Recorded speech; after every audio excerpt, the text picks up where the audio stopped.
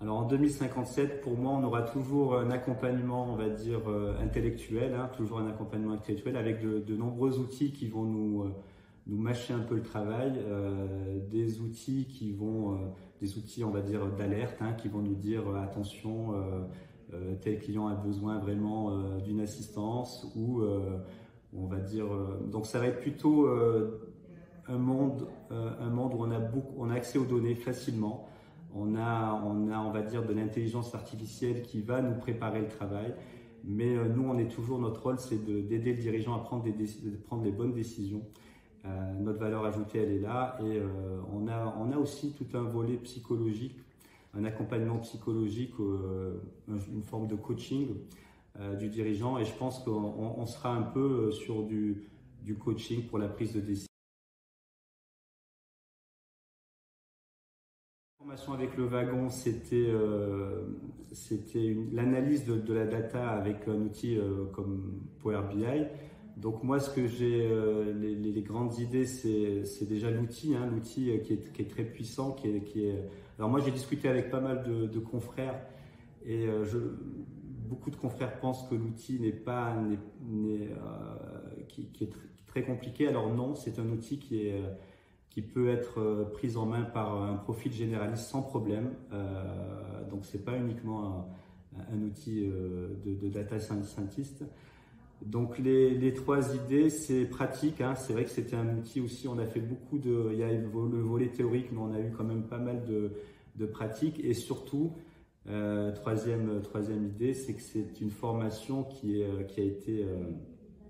reprend un peu tous les standards, qui est adapté à notre profession, qui a été adapté pour notre profession. Le premier travail qu'on réalise, c'est l'analyse d'un fake.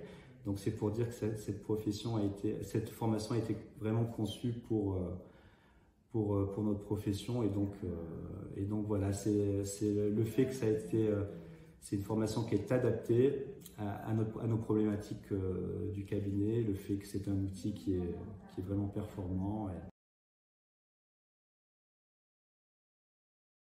Pourquoi participer aux formations du wagon? Ben, c'est pour commencer à créer ce pôle data qui nous manque tant dans les cabinets. Donc, dans nos instances, ils ont bien avancé. Là, on a un outil de data visualisation, jeu DataVis, qui est très performant. Donc là, c'est dans la même idée, mais c'est de proposer quelque chose d'unique, parce que là, on va aller personnaliser nos rapports avec des visuels qui sont accessibles rapidement une fois qu'on a travaillé la donnée. Là, je suis en train d'intégrer des données sectorielles d'image PME. J'ai pu me connecter à des sources de données également. Et donc l'idée, c'est de partager maintenant les travaux au sein de la communauté de la data.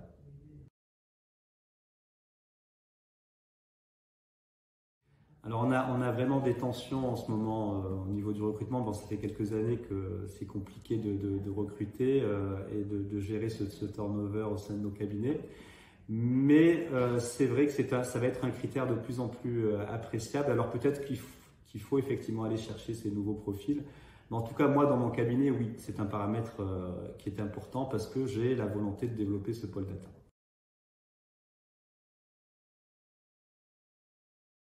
Il ne faut pas devenir geek, mais dans notre métier, on va dire la variété des profils, c'est ce qui fait la force de notre profession. Et je pense que les profils geeks, en tout cas, ont toute leur place et peuvent apporter beaucoup à la profession.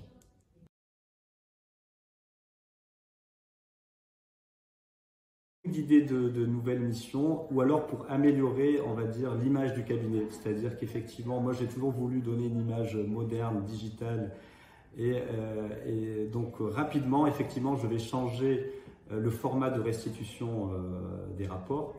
Et donc voilà, c'est plus dans ce sens-là. Après, des idées de nouvelles missions, oui, parce qu'en fait, à partir du moment où on essaye de faire du sur-mesure et de proposer un rapport personnalisé, je pense qu'après, effectivement, on peut le vendre et le client, on va chercher la satisfaction client. Et donc, à partir du moment où on a la satisfaction client, c'est quelque chose qui peut être vendu sans problème.